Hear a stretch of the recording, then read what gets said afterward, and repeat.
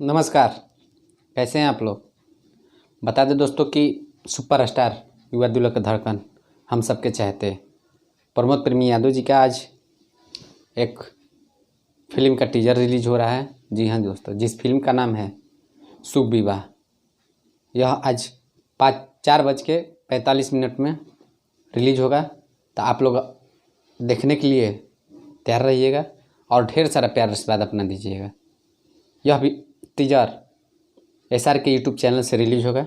जी हाँ दोस्तों, आज ही 4:45 में SR के यूट्यूब चैनल से रिलीज होगा। तो आप लोग अभी जाएं SR के यूट्यूब चैनल पर और आप सब्सक्राइब करें और 4:45 में धमाल मचाना चालू कर दीजिए और बहुत सारा प्यार आशीर्वाद अपना दीजिएगा। जिस प्रकार हर एक गाने को, हर एक मूवी को अपना प्यार आशीर्वाद प्रमोद प्रेमी जी को देते हैं, उसी प्रकार इस टीजर को भी अपना प्यार आशीर्वाद दीजिएगा।